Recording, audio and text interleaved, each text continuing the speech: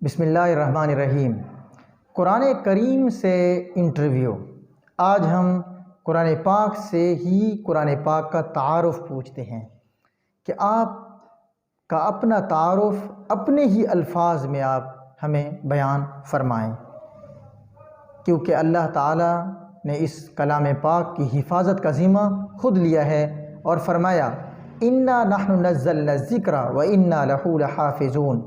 اس قرآن کو اتارا بھی ہم نے ہے اور تا قیامت اس قرآن کی حفاظت ہم ہی کریں گے۔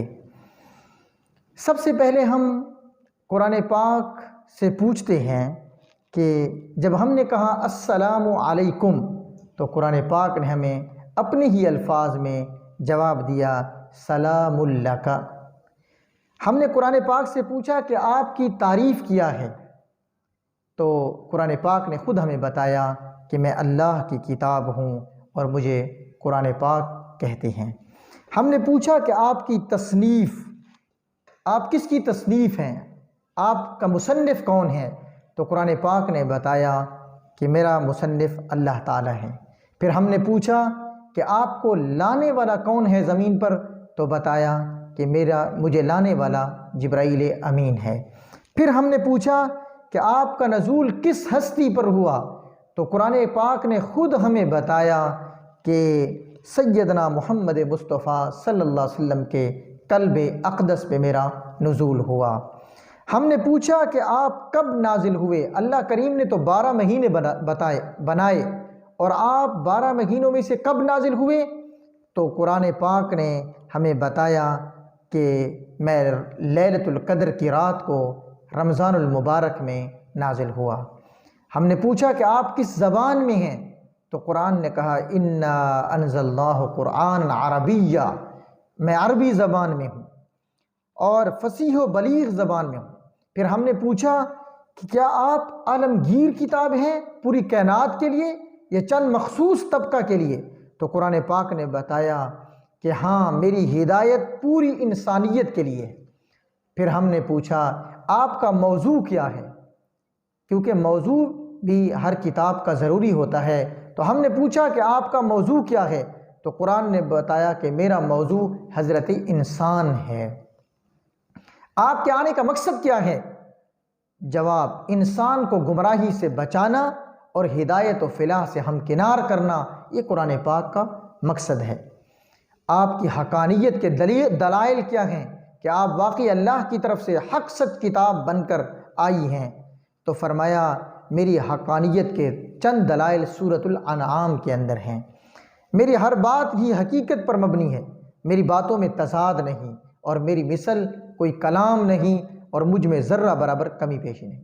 ہم نے سوال کیا کہ آپ کی آمد سے پہلے کوئی پیشن گوئی موجود تھی، تو قرآن پاک نے بتایا ہاں جناب سیدنا ابراہیم علیہ السلام کی دعا وہ سیدنا محمد مصطفیٰ کی صورت میں میری آمد سے پہلے موجود تھی، اور اس محمد مصطفیٰ پر اللہ کریم نے قرآن پاک کو نازل فرمایا۔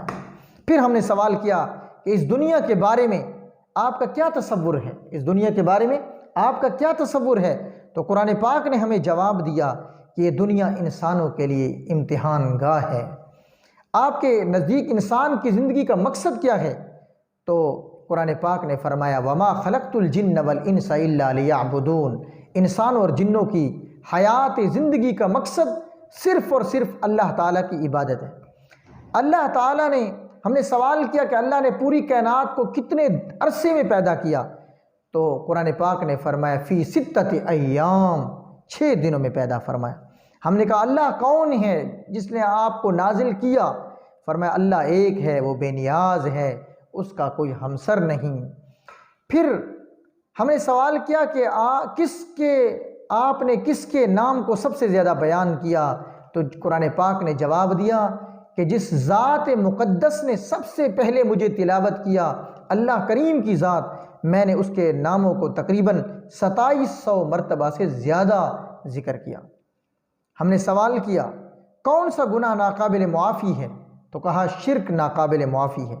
پھر ہم نے سوال کیا کیا مشرک کے لیے بخشش کی کوئی گنجائش ہے، تو فرمایا کہ نہیں، مشرک کے لیے بخشش کی کوئی گنجائش نہیں، یہ اللہ کریم کا حتمی فیصلہ ہے۔ کیا مشرکین عرب اللہ کو مانتے تھے، تو جواب دیا کہ ہاں، جب اللہ کو مانتے تھے لیکن جب ان پر کوئی مشکل آ جاتی تو پھر ادعوا اللہ مخلصین لہ الدین، اللہ کو خالص پکارتے، اور فَإِذَا نَجَّاهُمْ مِنَ الْبَرِّ، جب دریاؤں سے نکل کر خشکیوں میں آ جاتے تو اذا ہم یشرکون، پھر کہتے ہمیں فلاں بابے نے بچا لیا، فلاں بت نے بچا لیا، فلاں خدا نے بچا لیا۔ اللہ تعالی ہم سب کو اس کتاب مقدس پر عمل کی 100% توفیق عطا فرمائے۔